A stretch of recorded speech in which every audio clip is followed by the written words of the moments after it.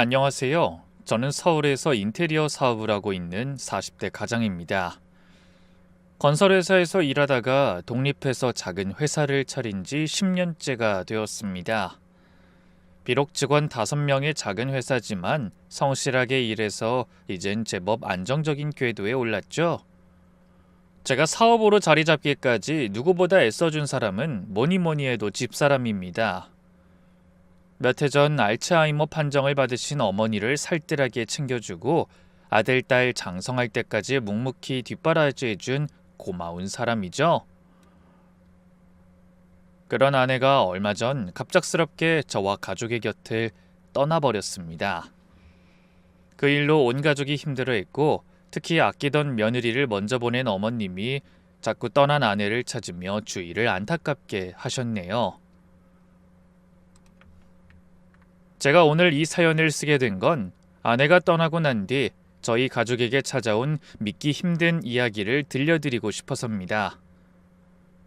이 시간이 늘 여러분의 곁을 지켜주는 가족의 소중함과 의미에 대해 되새길 수 있는 귀한 시간이 되시길 바라며 사연을 시작하겠습니다.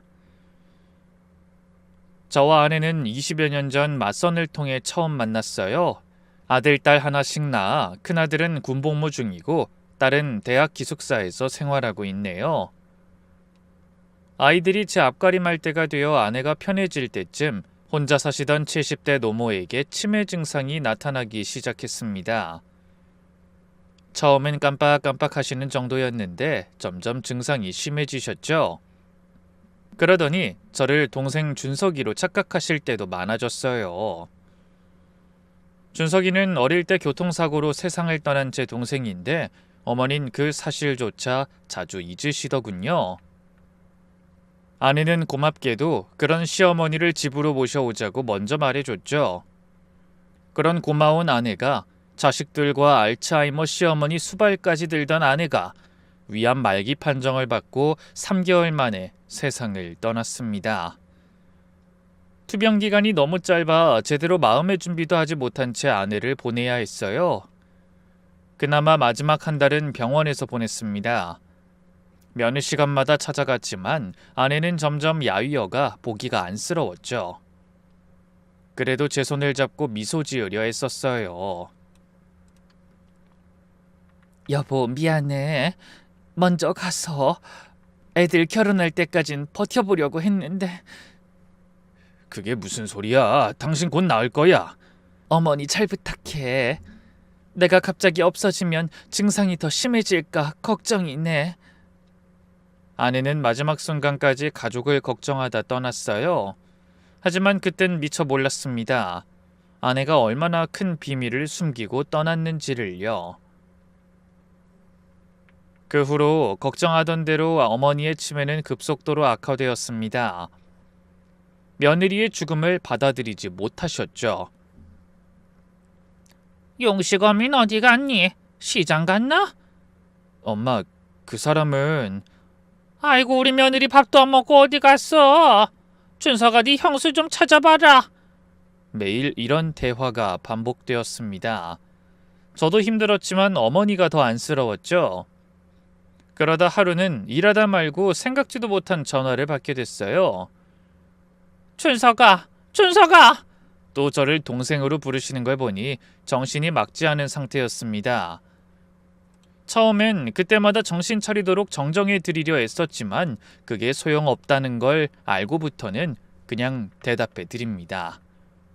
어차피 금세 잊으실 테니까요. 네, 어머니, 무슨 일이세요? 예, 용식어미가 내 금고를 뒤져서 도장을 가져갔어. 순간 한숨이 나왔습니다.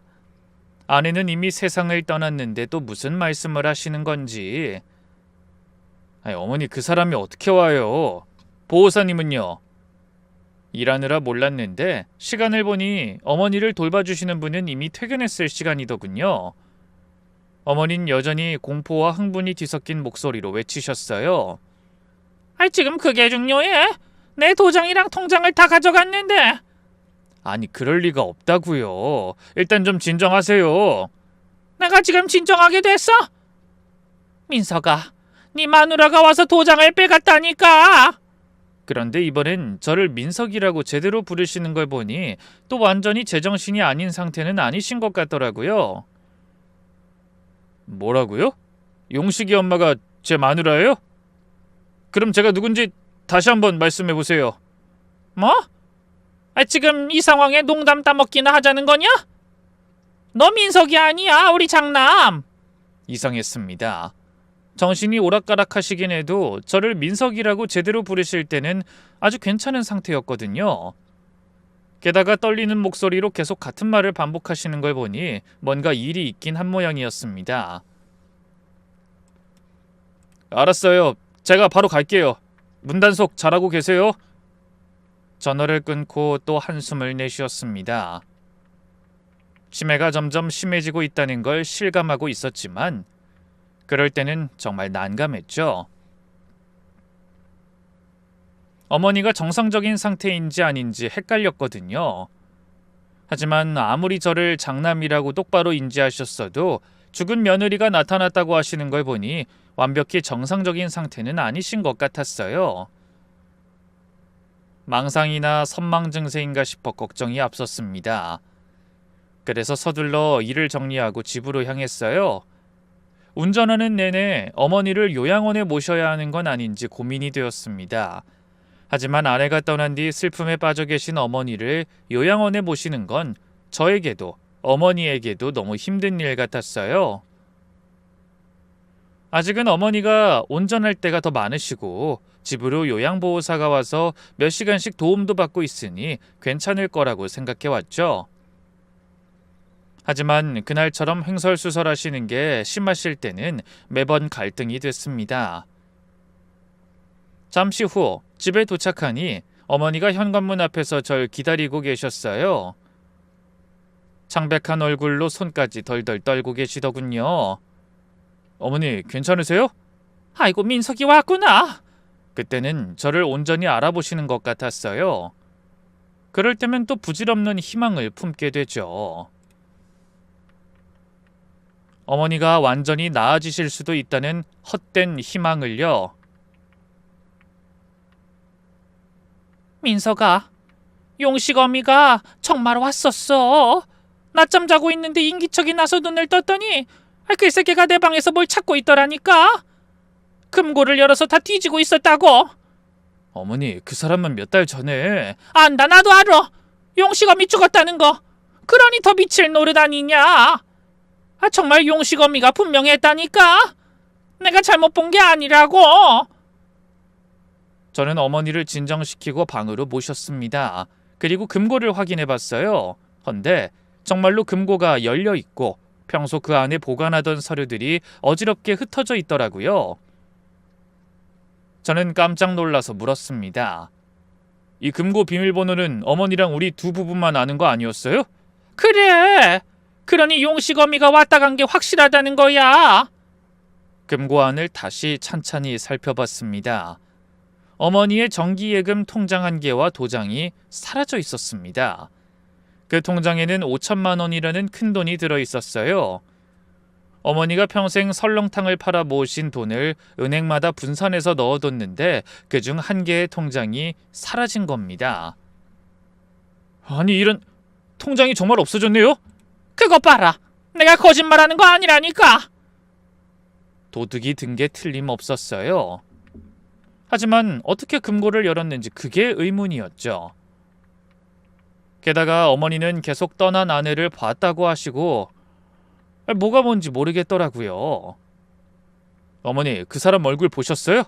봤지. 마스크 쓰고 있어서 코랑 입이 잘 안 보이긴 했지만 눈매는 확실히 용식이 어미가 틀림없었어. 혹시 뭐라고 말한 건 없고요? 돈이 필요해서 가지러 왔다고 놀라게 해서 미안하다고 하더라. 목소리도 딱 용식이 어미였어. 네? 아니 그럴 리가 없는데 도대체 뭐가 뭔지 모르겠더라고요. 어머니 말씀이 계속 일관되고 무엇보다 이 금고 비밀번호를 알고 있다는 게 심상치 않았어요. 단순한 도둑이 아닐 수도 있다는 생각이 들었죠. 설마 정말 그 사람이? 저는 혹시나 하는 생각을 하다 이내 고개를 저었습니다. 말도 안 돼. 그 사람 임종의 발인까지 내가 두 눈 똑바로 뜨고 지켜봤는데 죽은 사람이 살아 돌아왔을 리도 없고. 결국 저는 경찰에 신고하는 쪽을 택했습니다. 그리고 혹시나 싶어 집 앞에 설치된 CCTV를 확인해 보기로 했죠. 집이 단독주택이기도 했고 어머니가 자꾸 정신을 놓으셔서 제가 직접 CCTV를 설치해둔 상태였거든요. 노트북을 켜고 녹화 영상을 확인했습니다. 오후 2시경 정말로 누군가 집으로 들어서는 게 기록돼 있더군요. 한 여성이었죠. 어머니 말씀대로 마스크로 얼굴을 가렸지만 체형과 걸음걸이가. 저는 화면을 멈추고 다시 재생하기를 반복했어요. 믿을 수 없는 일이 일어났거든요. 걸음걸이와 체형, 얼핏 보이는 눈매가 정말 떠난 아내와 너무나 닮아 있었습니다. 거기에 목소리까지 똑같았다고 하니 어머니가 착각하실만 하더라고요. 어떻게 이럴 수가 있지? 우연이라고 하긴 너무 닮았는데? 그리고 금고 비밀번호는 어떻게 알고 있는 거지? 스스로에게 계속 질문했지만 답을 할 수 없어 가슴 한편이 답답했습니다. 얼마 후 경찰이 도착해 제가 확인한 CCTV 영상을 보여줬어요. 얼굴을 가려서 신원 파악이 확실하게는 어렵겠는데 차량은 탔습니까? 잠시만요, 확인해 보겠습니다. 도로 쪽 CCTV를 확인하니 집에서 나간 여자가 대문에서 좀 떨어진 곳에 주차된 흰색 SUV를 타고 떠나는 게 보이더군요. 다행히 번호판이 찍혀 있었습니다.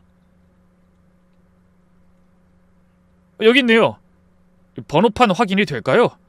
조회해 보겠습니다. 경찰관이 무전기로 번호를 불러줬고 잠시 후 답변이 왔습니다. 차량 소유주가 77년생 여성인데요. 이름은 이혜란. 아는 사람인가요? 이혜란. 그 이름을 듣는 순간 저는 멍해졌습니다. 그 사람은 제 처형, 그러니까 떠난 아내의 언니였거든요. 경찰은 말이 없는 절 보며 다시 한번 물었어요. 혹시 모르는 사람이면 신원조회를 해보도록 하죠. 아닙니다. 제 처형입니다. 집사람의 언니요. 네? 그럼 연락처는 있으시죠? 그게 몇 년 전에 사업이 망한 후로 연락이 끊겼습니다. 어디 사는지도 모르고. 처형은 서울 강남에서 꽤 규모가 큰 부티크를 운영하다 사기를 당해 빚더미에 올라앉았습니다. 아주 빈털터리가 됐다고 들었는데 그 후로 아무도 행방을 몰랐어요. 아내도 언니를 찾으려고 애썼지만 연락이 닿지 않아 포기한 것 같았죠. 그런데 그런 처형의 차가 우리 집 앞에 나타났다니. 생각해보니 어머니가 착각하실 법도 했어요. 처형과 집사람은 2살 터울이지만 쌍둥이 못지않게 닮은 자매였거든요. 생김새뿐 아니라 목소리도 비슷해 어떨 때는 저까지 헷갈릴 정도였죠. 제가 생각에 잠겨 있을 때 경찰이 물었습니다. 처형이 어머니 통장과 도장을 가져갈 이유가 있습니까? 글쎄요. 그 사업이 망해서 잠적했으니 돈이 필요했을 수는 있겠지만. 말하다 보니 갑자기 화가 치밀어 올랐습니다. 아무리 돈이 급해도 어떻게 동생 집에 와서 그것도 치매 걸린 노인의 돈을 훔쳐갈 수 있단 말입니까? 게다가 동생 빈소에도 나타나지 않았던 사람이. 제가 말을 잇지 못하자 경찰이 서둘러 말했어요. 일단 차량 추적하고 CCTV도 확보해서 수사하겠습니다. 통장 거래 내역도 확인해 보시고 이상한 점 있으면 연락해 주세요. 경찰이 떠난 후 저는 서둘러 어머니를 모시고 은행에 갔어요. 그리고 통장 분실 신고를 하고 계좌를 해지해 돈을 다른 계좌로 옮겨놨습니다. 다행히 계좌에는 이상이 없더라고요. 하지만 안심이 되지 않았습니다. 그래서 혹시나 누가 돈을 찾으러 오거든 제가 연락받을 수 있도록 전산에 기록해달라고 신신당부하고 돌아왔죠. 그렇다고 답답함이 풀리는 건 아니었습니다. 처형이 왜 그런 짓을 했는지, 비밀번호는 어떻게 알았는지 답을 알 수 없는 의문은 여전했어요. 당연히 그날 밤 저는 잠을 이룰 수 없었습니다. 자꾸만 CCTV 속 처형의 모습이 떠올라 분노가 치밀어 오르더라고요. 다음 날 아침, 어머니는 전날의 사건을 제대로 기억하지 못하셨습니다. 통장? 무슨 통장? 내가 통장을 잃어버렸다고? 네, 어제 누가 와서 가져갔다고 하셨잖아요. 아이, 통장은 내가 다금고에 넣어두고 비밀번호를 너랑 용식어미만 알려줬는데 어떻게 그런 일이 있어? 내가 또 헛소리한 거 아니냐? 어머니의 기억력이 들쭉날쭉한 게 치매 때문이라는 걸 알면서도 때로는 답답해서 화도 나고 슬프기도 했습니다. 그렇게 무섭다고 난리였던 분이 다음 날엔 멀쩡히 아무 일도 없었다는 듯 평온하시니 웃어야 할지 울어야 할지 모르겠더군요. 그런데 그날 오전에 은행에서 전화가 걸려왔습니다. 어제 분실 신고하셨던 통장 들고 예금을 찾으러 온 사람이 있었어요. 계좌를 해지해서 송금해달라고 전표도 써서 내밀었는데 저희가 경찰에 신고하는 사이 뭔가 이상한 걸 눈치챘는지 도망쳤습니다. 네? 그걸 어디로 송금하려고 했나요? 받는 계좌가 개인 계좌가 아니라 의료법인이네요. 참사랑 요양병원이라고 적혀 있습니다. 참사랑 요양병원? 처음 듣는 이름인데. 왜 처형이 어머니 돈을 훔쳐 굳이 요양병원으로 보내려 했는지 의아했어요. 혹시 이 요양병원이 어디 있는지 알 수 있는 방법은 없을까요? 글쎄요. 계좌번호 추적하면 알 수 있을 것 같긴 한데 경찰의 도움을 요청해 보시는 게... 알겠습니다. 지금 경찰에서 수사 중이니까 그쪽에 얘기해보죠. 그러고는 전날 출동했던 경찰에게 그 사실을 말하고 계좌 추적을 부탁했어요. 그랬더니 경기 외곽에 있는 요양병원이라고 하더군요. 뭔가 느낌이 이상했습니다. 외근을 나가서도 내내 신경이 쓰여 일에 집중이 되지 않았어요.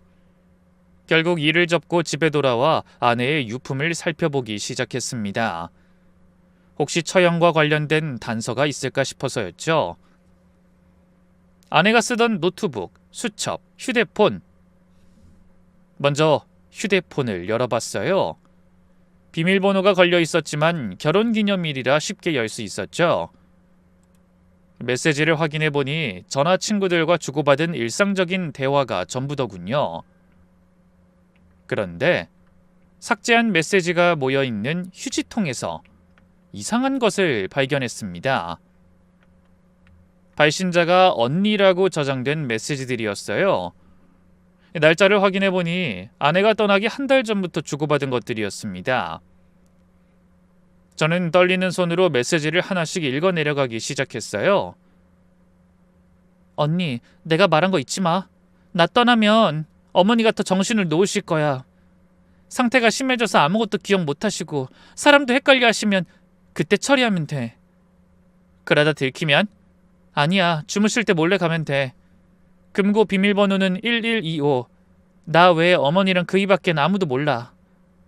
충격적이었습니다. 분명 아내는 죽기 전 처형과 무언가를 꾸미고 있었어요. 그것도 어머니의 재산에 관련된 일이 틀림없었죠. 두근거리는 마음을 진정시키며 천천히 메시지를 읽어내려갔어요. 어머니 도장은 금고 안쪽 서랍에 있어. 통장 중에서 만기가 다가온 게 있을 테니 그걸 가지고 가. 근데 이러다가 제부가 알기득이라도 하면... 그러니까 조심해야지. 애들 아빠는 절대 모르게 해야 해. 이게 정말 맞는 일인지 모르겠다. 방법은 이것뿐이라니까? 마지막 메시지는 아내가 떠나기 일주일 전이었는데 그때도 다시 한번 그 일에 대해 확인차 연락을 했더라고요. 언니, 내가 말한 거 꼭 잊지 마. 용식 아빠는 절대 몰라야 해. 너무 놀라서 휴대폰을 떨어뜨릴 뻔했습니다. 아내가 처형과 함께 어머니의 재산을 빼돌리려 했다는 사실이 믿기지 않았죠. 배신감과 분노가 치밀어 올랐어요. 그렇게 믿었던 아내가 절 속였다니. 그것도 시어머니 재산을 쫄딱 망해 도망친 처형에게 퍼줄 생각을 하다니. 하지만 이상한 점도 있었습니다. 처형은 왜 하필 요양병원으로 돈을 보내려고 했을까? 도대체 그 병원에 무슨 비밀이 있는 거지?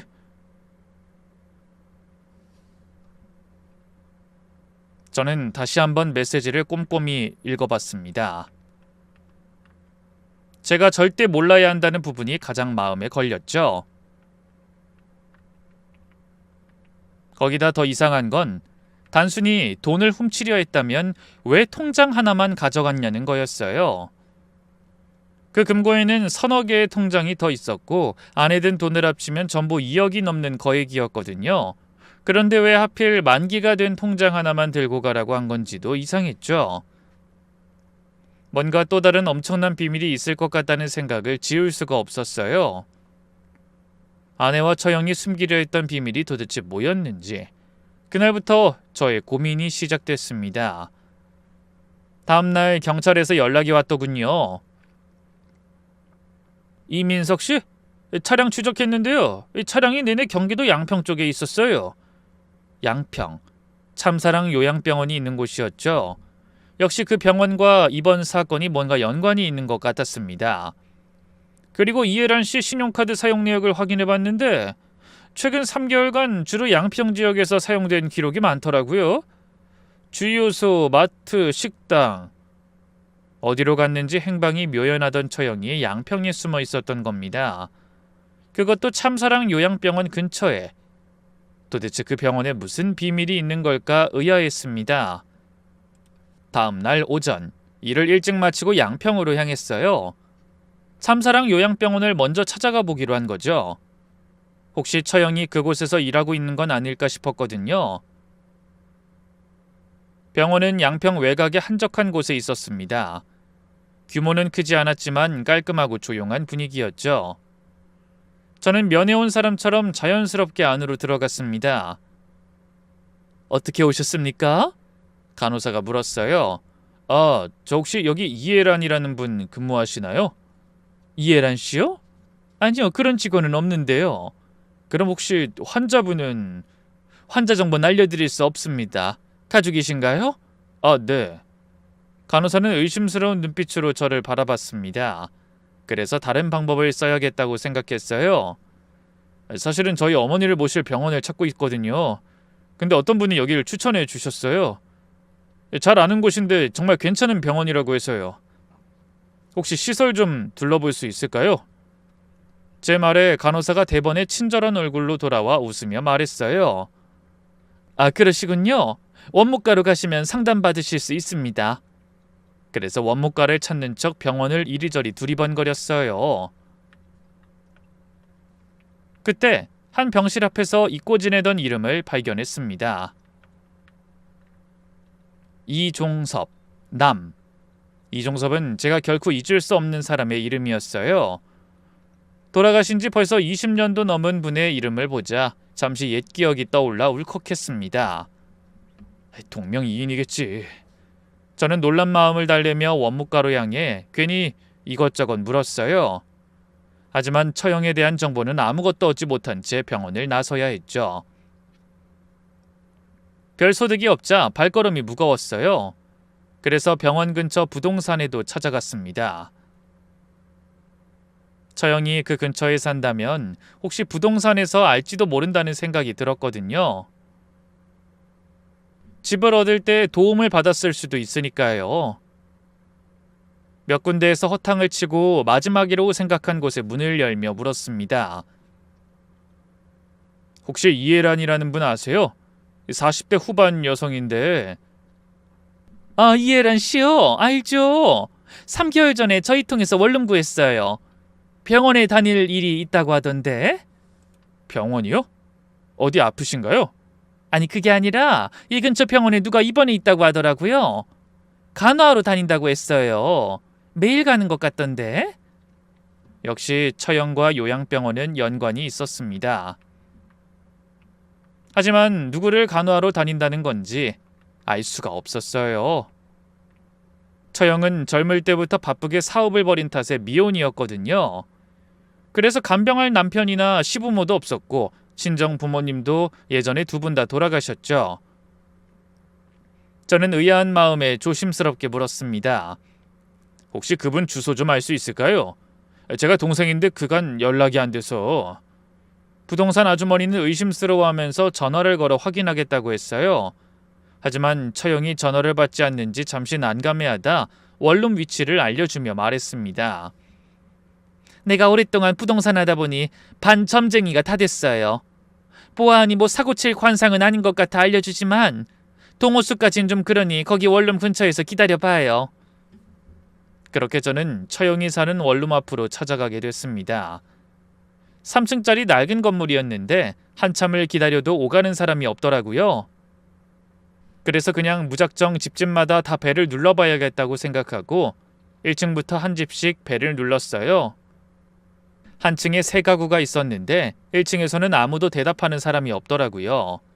그러다 2층으로 올라가 첫 집에 벨을 누르려고 할 때 누군가 뒤에서 놀란 음성으로 외치는 게 들렸어요. 제부? 돌아보니 처형이었습니다. 몇 해 만에 보는 처형은 예전과는 달리 많이 수척해 보이더군요. 한때 부티크를 운영하며 화려하게 살았던 사람이라고는 믿기지 않을 정도로 달라진 모습이었죠. 처형, 어떻게 된 거예요? 계속 여기 살고 있었던 거예요? 처형은 당황스러운 표정으로 어쩔 줄 몰라 했어요. 제부가 여길 어떻게... 저는 울컥하는 마음을 간신히 억누르며 이를 갈듯 말했습니다. 묻고 싶은 건 내가 더 많아요. 도대체 집사람하고는 언제부터 연락한 거예요? 이렇게 멀지도 않은 곳에 살았으면서 동생 빈소엔 왜 안 왔어요? 제부 진정하고. 내가 지금 진정하게 됐어요? 다른 건 다 그렇다 쳐도 왜 우리 집에 와서 그런 짓을 했어요? 다른 사람도 아니고 동생 시어머니 통장에 왜 손을 대냐고요? 제부, 들어가서 얘기해요. 처형은 태연한 척하려 애쓰며 저를 집으로 안내했습니다. 엘리베이터도 없는 낡은 건물의 3층 가장 구석진 집이었어요. 원룸의 내부는 자꾸 초라했습니다.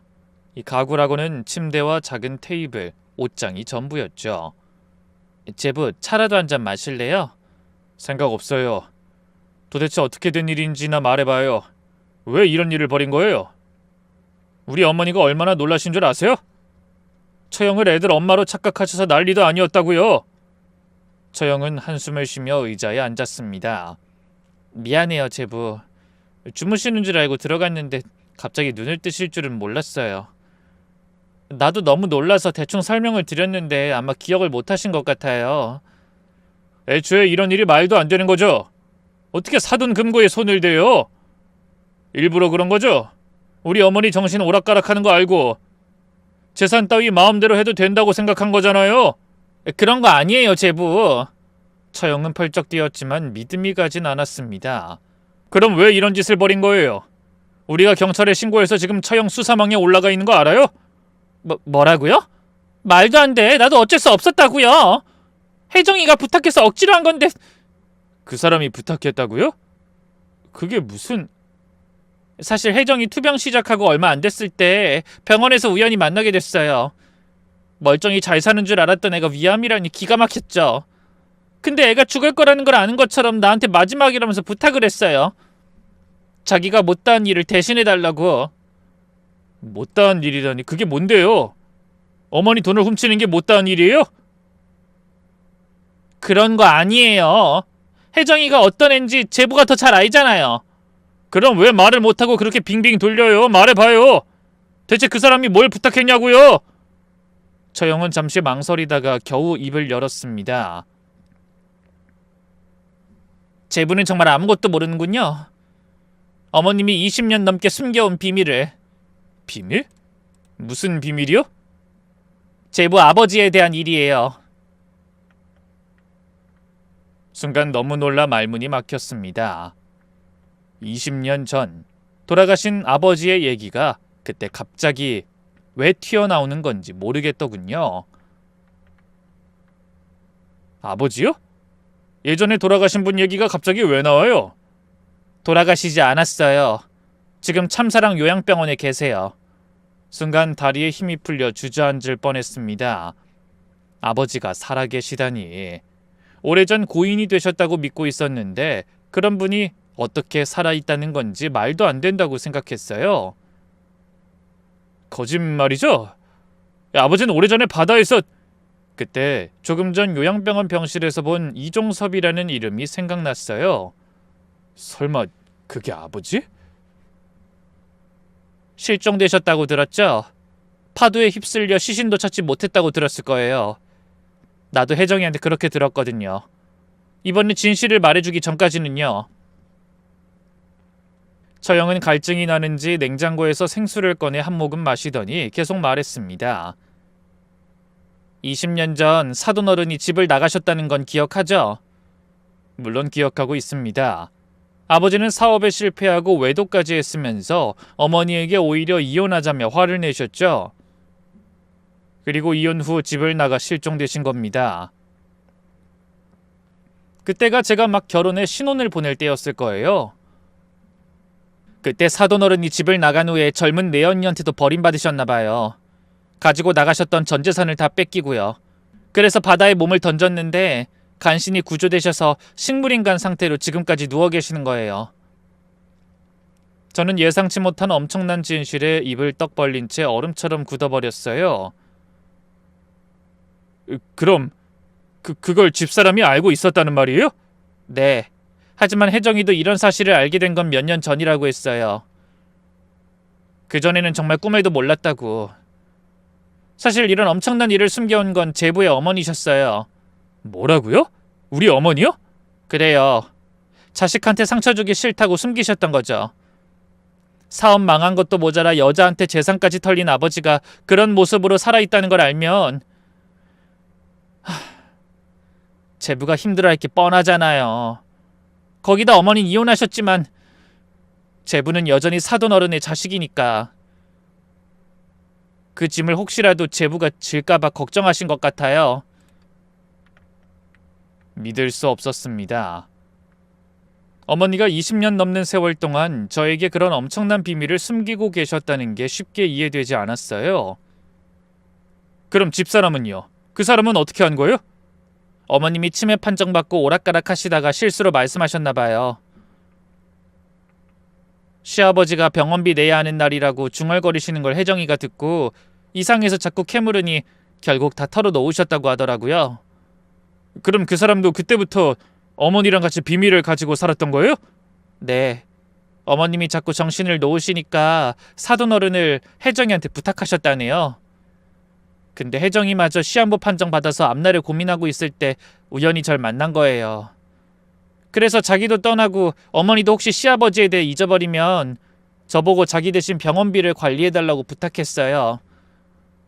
전혀 생각지도 못한 전개에 너무 당황해서 뭐라고 해야 할지 떠오르지도 않았죠. 그게 병원비가 한두 푼이 아닐 텐데 그 많은 돈을 어떻게... 그러니까 어머님이 고생이 많으셨죠. 정신 놓기 전까지 설렁탕 장사하시면서 병원비 감당하셨고 장사 접으신 후에도 모아놓은 돈에서 매달 꼬박꼬박 하루도 늦지 않게 보내셨다고 하더라고요. 머리가 복잡했습니다. 어머니의 희생과 아내의 배려, 거기에 연락이 끊긴 줄 알았던 처형까지 저만 빼고 모두 한통속이었다는 생각에 화가 나면서도 그게 저를 위한 행동이었다는 말에 머릿속이 하얘지는 기분이었어요. 아무리 그래도 그걸 왜 하필 처형한테 부탁한 거죠?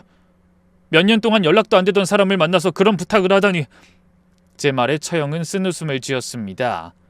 사업이 망하고 빚더미에 앉아서 힘들었을 때 혜정이가 찾아와서 생활비 아낀 돈이라면서 200만 원 줬어요. 네? 200만 원이요? 네. 더 도와주지 못해서 미안하다고 울더라고요. 근데 난 그제야 정신이 번쩍 들었죠. 못난 언니 도와주겠다고 콩나물값, 두부값 아껴가며 모은 돈을 건네는 동생 보면서 자괴감도 들고요. 그래서 그때 결심했어요. 결심이라뇨? 그때까지도 난 멋지게 재기하겠다며 쇼핑몰 사업을 시작한다고 여기저기 들쑤시고 다녔거든요. 근데 혜정이 만나고 나서 마음을 고쳐먹었어요. 그 200만 원으로 고시원 보증금하고 학원비를 냈어요. 그리고 식당에서 설거지하면서 요양보호사 학원에 다녔죠. 요양보호사요? 네. 겉만 번지르르 한 일 말고 멀쩡한 몸으로 성실하게 일해야겠다고 생각했거든요. 그렇게 화려하게 살던 처형이 요양보호사라니 생각지도 못했어요. 그렇죠? 나도 믿기지 않을 때가 많아요. 그래도 몇 년 열심히 일해서 차곡차곡 빚도 갚고 열심히 살아보려고 했어요. 근데 사람들 앞에 나서기는 아직 창피하더라고요. 그래서 가족들한테도 친구들한테도 연락을 끊고 살았죠. 근데 대학병원에서 간병 일하다가 항암 치료하러 온 혜정이를 만나게 된 거예요. 네? 아니 어떻게 하필 거기서... 그때 혜정이가 부탁하더라고요. 자기는 아무래도 얼마 못 살 것 같은데 어머니는 자꾸 정신을 놓으셔서 아버님을 요양병원에 모신 걸 잊으신다고요. 자기가 없으면 아버님을 챙길 사람이 없다고 저한테 아버님 간병도 하고 병원비도 좀 내달라고 부탁했어요. 그럼 여기에 사시는 것도... 맞아요. 마침 그때 병원에서 사돈 어른을 간병하던 사람이 그만두게 되면서 혜정이가 난감해하고 있었거든요. 난 어차피 누군가 돌보면서 돈을 벌어야 하니까 하던 일 그만두고 사돈 어른을 간병하기로 했죠. 근데 이렇게 먼 곳까지 출퇴근할 순 없으니까 아예 여기로 이사한 거예요. 아니, 어떻게 그런 일을... 전 지금까지 새까맣게 모르고 있었죠? 어머님이랑 혜정이가 쉬쉬했으니까요. 그때 제부가 사돈 어른을 무척 원망했다고 하던데... 그렇습니다. 저는 평생 어머니한테 차가운 아버지가 늘 불만이었어요. 거기다 사업도 망한 주제 바람까지 피우고도 당당하다는 게 이해되지 않았죠. 가장 노릇을 못하는 아버지 때문에 어머니가 평생 지겹도록 설렁탕을 팔아 생계를 책임지셨는데 고마운 줄도 모르셨어요. 그래서 저는 결혼하면서 분가하고 나서는 아예 본가의 발길을 끊고 어머니랑만 연락하고 지냈습니다. 그래서 바람나 이혼하고 집을 나간 아버지가 바다에서 실종되셨다는 말을 듣고도 눈물이 나지 않았어요. 어머니도 아내도 그런 제 마음을 알아서 아버지 얘기를 꺼내지 못한 것 같았죠. 제가 넋이 나간 채 한숨을 쉬고 있을 때 처형이 가방에서 뭔가를 꺼냈습니다. 그날 통장을 가지고 나와서 바로 은행에 가려고 했는데 병원에서 급하게 연락이 오는 바람에 못 갔어요. 오래 자리를 비울 순 없거든요. 사실 빈소에도 그래서 못 간 거예요. 혜정이가 부탁하기도 했고요. 자기 장례식에 오는 대신에 아버님 곁에 있어달라고 하더라고요. 그러면서 눈시울을 붉히더니 다시 말을 이어갔습니다. 다음날 은행에 갔더니 이미 통장 분실 신고가 되어 있더라고요. 놀라서 도망 나와버렸죠. 뭐 이제 이건 제부가 다시 가져가요. 그러면서 어머니의 통장과 도장을 건네줬습니다. 저는 한참을 고민하다 이렇게 말했어요. 그 통장에 있는 돈 그대로 보내드릴 테니 계속 처형이 좀 관리해줘요. 네? 그게 무슨... 이제 제부가 다 알았는데 내가 하라고요? 부탁드려요. 사실 전 아직 아버지를 볼 자신이 없어요.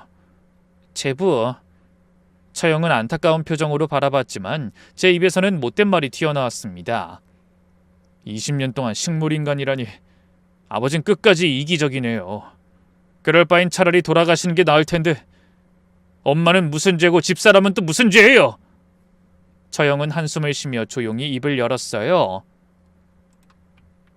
아이 그래도 가서 한 번은 뵙는 게 어떨까요? 어머니도 이제는 더 이상 혼자 짊어지기 힘드실 거예요. 맞는 말이긴 했습니다. 모르면 몰라도 제가 알아버린 이상 가만히 있을 순 없었어요. 20년 동안 어머니 혼자 감당하셨던 그 무게를 이제는 제가 함께 나눠야 했습니다. 처형, 아버지 상태는 지금 어떤 거예요? 의식은 없으시지만 그래도 살아 계세요.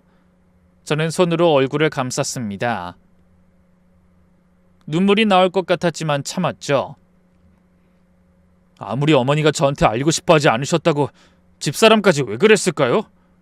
어머님이 원하셨고 혜정이도 제부가 힘들어하는 게 싫다고 하더라고요. 평생 자기가 어머니 뒤를 이어서 해결하려고 했는데 그렇게 빨리 떠나게 될 줄 몰랐다고 했어요. 그래도 끝까지 제부는 모르게 하고 싶다고 했죠. 처형의 눈에 또 눈물이 고였습니다. 혜정이가 그랬어요. 제부는 절대 과거에 묶여 살면 안 된다고. 아버지 일도 그렇고 자기 일도 그렇고 다 있고 앞만 보고 살았으면 좋겠다고요. 그래도 어차피 이렇게 알았으니 내일은 병원에 같이 가요. 아니요, 아직은 준비가 안 됐어요. 마음을 좀 정리해 볼게요. 그렇게 저는 놀라운 비밀을 확인한 채 무거운 마음으로 처형의 집을 나섰습니다. 그날 밤 뒤척이며 한숨도 자지 못했어요. 아버지가 살아계신다는 사실도 놀라운데 20년 동안 식물인간 상태로 병원에 계셨다는 건 너무나 충격적이었죠. 며칠 후 주말, 어머니와 점심을 먹고 있는데 처형에게서 전화가 왔더군요. 제부, 지금 당장 병원으로 와줘요. 큰일 났어요. 네? 무슨 일이에요? 처형의 다급한 목소리에 저까지 심장이 두근거렸습니다. 사돈어른이 갑자기 위독하세요. 저는 밥 먹다 말고 자리에서 벌떡 일어나며 소리쳤어요. 네? 아니, 그렇게 오랜 시간 버티던 분이 왜 갑자기... 그러고는 눈이 자연스럽게 식사하다 말고 저를 올려다보시는 어머니에게로 향했습니다. 제부, 오늘이 마지막일지도 몰라요. 꼭 와요. 가능하면 어머님도. 하지만 저는 마음을 정하지 못했어요.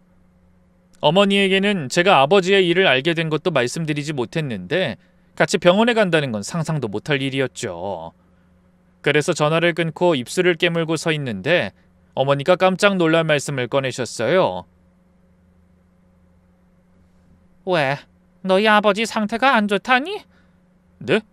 어머니가 그걸 어떻게... 저는 너무 놀라서 다른 핑계를 둘러댈 생각도 하지 못했어요. 어머닌 그 어느 때보다 온전한 정신으로 말씀하셨죠. 다 알고 있었어. 며칠 전에 경찰이 집으로 찾아왔었거든. 경찰이요? 그래. 우리 집에서 누가 통장을 훔쳐가서 그걸 조사한다고 하더구나. 그제야 저는 아차 싶었어요. 아버지의 일을 고민하느라 경찰에 신고했던 사실을 까맣게 잊고 있었던 거죠. 저는 다급하게 어머니를 향해 처형의 일을 얘기하려고 입을 열었습니다. 그런데 어머니가 이미 모든 걸 알고 계셨어요. 경찰이 그러더라. 이해란이라는 여자가 집에 와서 통장을 가져갔다고. 지금 어디 있는지 소재를 파악해보니 참사랑 요양병원에서 간병하고 있다고. 어머니. 그제야 그날 일이 생각나더라. 네 처형이지? 아마 그 여자가. 저는 말없이 고개를 끄덕였습니다. 그날 그 여자가 날 보면서 분명히 얘기했어. 혜정이가 부탁해서 왔어요. 사돈어른 병원비랑 간병비가 필요하니 통장이랑 도장 가져갈게요 했지. 지금 제가 잘 돌봐드리고 있으니 걱정하지 마세요라고도 하고. 근데 내가 또 다 까먹어버린 거야. 그게 사실은... 안다. 용식어미가 부탁했을 거야. 아참, 그 경찰한테는 집안일이었다고 얘기하고 없던 일로 하겠다고 했다. 내가 착각한 거라고 했지. 그나저나 네가 많이 놀랐겠구나. 저는 너무나 멀쩡하게 말씀하시는 어머니를 보자 눈물이 왈칵 쏟아졌어요. 집사람이 떠나고 한동안 증상이 심해지셨던 어머니가 완전 예전 모습대로 돌아온 모습을 보니 만감이 교차했습니다. 물론 일시적인 모습일 거라고 생각했지만요. 그런 제 모습을 보더니 어머니가 빙그레 웃으며 말씀하셨어요. 어미, 지금 그 어느 때보다 정신이 맑다. 너희 아버지 보러 가자. 하지만 전 펄쩍 뛰었죠. 아니, 어머니까지 가신다고요? 그럴 필요 없어요. 저도 안 갈 거고요. 너희 아버지가 뭐 안 좋다는 거 아니니? 근데 왜 안 가? 어머니는 억울하지도 않아요? 아버지 어디가 예쁘다고 그렇게 오랜 시간 뒷바라지 하셨어요? 심지어 자기가 살아있는지 아닌지도 모르는 사람을. 민서가, 너희 아버지 아직 멀쩡히 살아계신다. 저는 어머니도 집사람도 이해가 안 돼요. 가족 버리고 나갔다 그렇게 된 사람을 왜 이렇게 정성으로 돌봐요? 거기다 그 돈은 어머니가 몇십 년을 새벽같이 설렁탕 고아 번 돈이잖아요. 그래도 아버지가 언제 한번 어머니 고생하는 거 알아준 적이나 있어요? 네가 아버지 원망하는 거 안다. 그래도 그럼 못 써. 너를 세상에 나오게 해준 사람이잖니. 만들어만 놓으면 뭐하냐고요? 남편 노릇을 했나 아버지 노릇을 했나 맨날 뚱한 얼굴로 어머니 면박만 줬잖아요. 그래놓고 뭘 잘했다고. 자기가 먼저 이혼하자고 하고. 제 말에 어머니의 눈에 눈물이 가득 고였습니다. 내가 꼭 너 때문에 아버지를 거뒀다고 생각하니? 그럼 아니에요? 나도 평생 씻지 못할 죄가 있어서 그런 거야. 죄라뇨? 준석이. 갑자기 어머니 입에서 나오는 이름을 듣고 저는 한숨을 쉬었습니다. 동생 이름이 나오는 걸 보니 또 어머니가 정신을 놓으신 거라고 생각했죠. 그럼 그렇지. 오늘은 한참 동안 너무 멀쩡하시다고 했다. 그런데 이어지는 어머니의 말씀에 저는 기겁했습니다. 그때가 준석이 9살 때였지. 그날 애가 이상하게 학교에 가기 싫다고 보채는 거야. 너는 밥도 잘 먹고 학교 가겠다고 가방도 챙겨서 집을 나섰는데, 그래서 잘 달래서 보내려는데 갑자기 너희 아버지가 그러시더라. 꿈자리가 사나우니 애가 싫다면 보내지 말라고. 아버지가요? 그래. 너희 아버지가 평소에도 꿈이 잘 맞는 편이었거든. 근데 난 그걸 알면서도 굳이 애를 학교에 보냈어. 안 가겠다고 애를 혼내면서 억지로 보냈지. 애가 꾀병을 부린다고 생각했어. 특별한 이유도 없이 학교를 안 가는 게 말이 안 된다고 생각했거든. 설마 그날이... 그래. 아침 먹은 그릇 다 닦기도 전에 전화가 왔더라. 경찰서에서. 저는 그날을 똑똑히 기억합니다. 막 수업을 시작하려고 할 때 담임 선생님이 조용히 절 부르시더니 병원에 가야 한다고 하셨어요.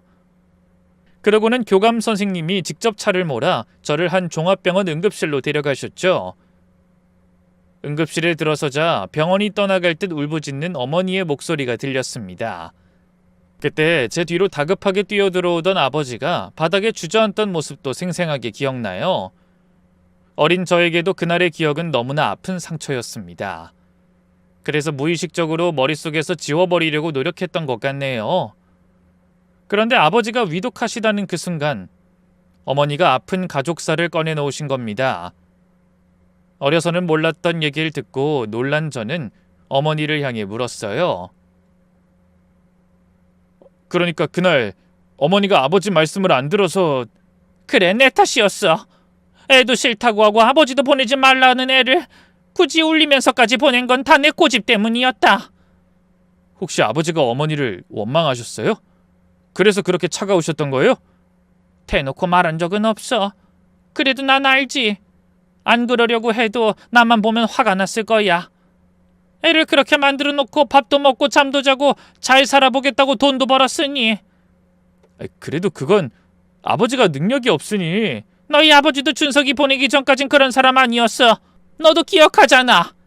그 말씀에 기억 저편으로 봉인해뒀던 추억이 하나씩 떠올랐습니다.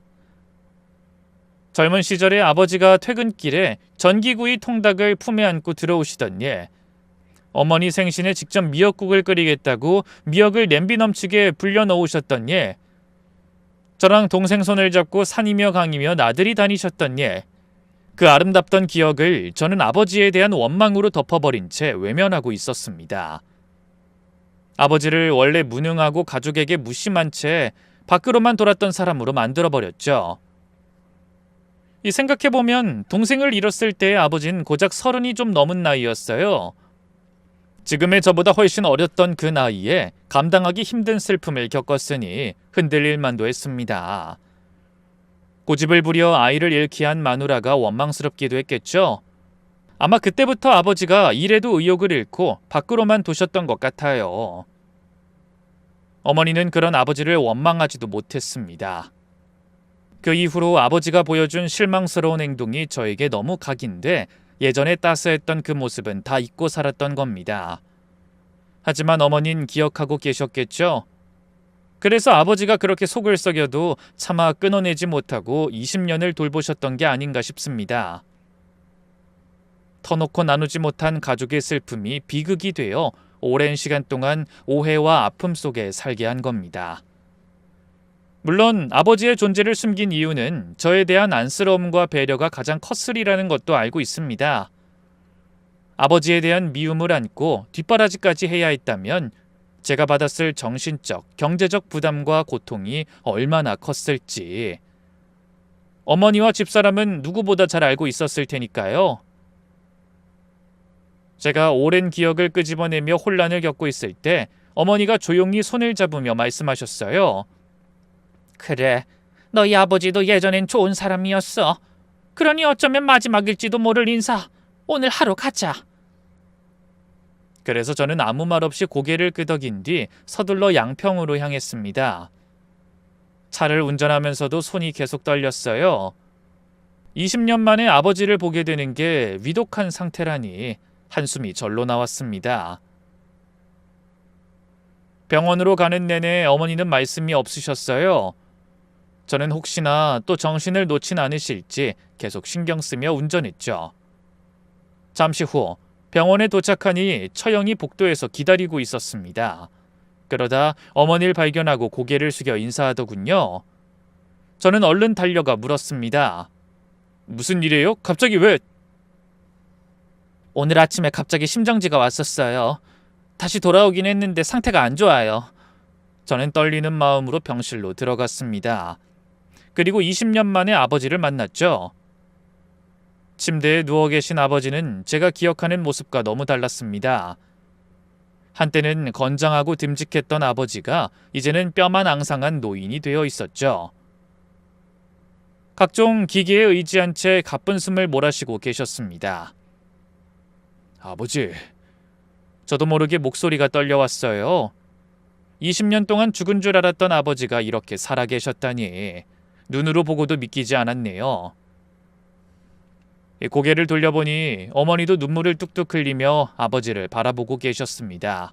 그때 의사가 들어왔어요. 보호자분이신가요? 네, 제가 아들입니다.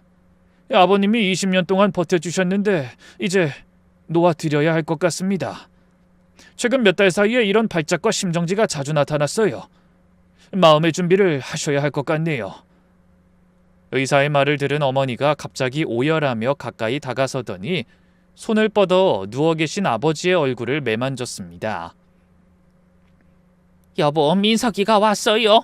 20년 만이잖아요. 눈 좀 떠봐요. 하지만 거친 숨소리만 이어지자 어머니의 흐느낌이 커졌어요. 내가 잘못했어요. 그때 당신 말 들었어야 하는 건데. 그렇지만 나도 그날 이후로 한시도 편하게 살아본 적이 없어요. 당신도 알죠? 아무리 죽고 싶어도 민석이 때문이라도 살아야 하잖아요. 당신이 준석이 위해서 슬퍼해줬으니 나는 민석이 위해서 살았어야죠. 어머니의 말씀에 마음을 정한 저는 용기 내 아버지 앞으로 다가섰습니다. 그리고 뼈만 앙상하게 남은 손을 잡고 속삭이듯 말했어요. 아버지, 민석이 왔어요. 그동안 죄송했어요. 제가 이 나이가 되고 보니 이제 아버지 마음이 좀 이해가 돼요. 아무것도 모르고 원망만 했던 거 용서하세요. 아버지 아들이라서 행복했던 순간도 많았어요. 낳아주셔서 감사합니다. 제 안타까운 속죄의 눈물에 곁에 있던 어머니와 처형도 눈물을 펑펑 쏟았습니다. 그런데 그때 갑자기 삐 하는 요란한 경고음과 함께 아버지의 심장박동을 가리키는 기계에 직선이 그려졌어요. 또다시 심정지가 찾아온 겁니다. 의료진이 달려와 응급조치를 취하고 어머니는 혼절할 듯이 우셨어요. 하지만 결국 아버지는 그 오랜 세월 질기게 이어오던 생명의 끈을 놓아버리시더군요. 어머니는 오열하며 말씀하셨어요. 이 양반이 널 기다리셨나 보구나. 널 보고 가려고 그 긴 세월 죽지도 살지도 못하고 그렇게 버텼던 거야. 내가 그것도 모르고 또 미련하게 고집을 부렸다. 너한테 얼른 아버지 살아계신다는 말을 해줬어야 하는데. 그 말씀에 저도 참아온 눈물을 펑펑 쏟았어요. 그러면서 아버지의 귓가에 다시 한번 속삭였습니다. 못난 아들 기다려주셔서 감사합니다. 이제 편히 쉬세요. 그곳에서 준석이도 만나고 제 집사람도 만나거든 서로 의지하며 저희가 잘 지내는 모습 지켜봐 주세요. 어머닌 제가 끝까지 잘 모실게요. 그렇게 저는 20년간 미뤄왔던 아버지와의 진짜 이별을 하게 됐습니다. 그리고 아버지가 떠나실 때까지 온전하게 버텨주던 어머니는 또 거짓말처럼 모든 것을 잊으셨어요. 마치 아버지와 인사하기 위해 끝까지 정신을 붙들고 버티셨던 것 같더라고요. 아버지가 돌아가시고 어느덧 반년이 흘렀습니다. 이제 어머니는 아예 아버지가 요양병원에 계셨다는 사실조차 기억하지 못하시는 날이 많아요. 게다가 더는 저를 준석이라고 부르시지도 않으십니다. 아마도 마음속에 응어리진 동생에 대한 죄책감을 조금은 내려놓으신 게 아닐까 하고 긍정적인 방향으로 생각하고 있습니다. 아내의 부탁으로 아버지를 돌봐주던 처형은 이제 저의 부탁으로 어머니의 곁을 지켜주고 있어요. 편한 옷차림으로 힘든 일을 마다하지 않는 처형을 보면 아내도 하늘에서 뿌듯해할 것 같다는 생각이 듭니다. 언젠가 어머니가 동생에 대한 일도 아버지에 대한 일도 심지어 저의 존재조차 있는 날이 올지도 모르겠다는 생각이 들어요. 아주 어린 시절의 행복한 기억만을 남기고 모든 것을 지우실지도 모를 일이죠. 하지만 그런 날이 오더라도 저는 어머니께 꼭 말씀드리고 싶어요. 어머니의 아들로 태어나서 행복했고 앞으로도 그럴 거라고. 아무리 낯선 모습으로라도 오래도록 제 곁에 남아달라고요. 부디 여러분도 오랜 시간 가슴앓이하며 살아온 저희 어머니가 하루라도 더 건강하고 행복하게 여생을 보내실 수 있도록 기도해 주시겠어요? 그럼 오늘도 소중한 가족들과 행복한 웃음이 가득한 하루 보내시길 바라며 저는 이만 인사드리겠습니다. 감사합니다.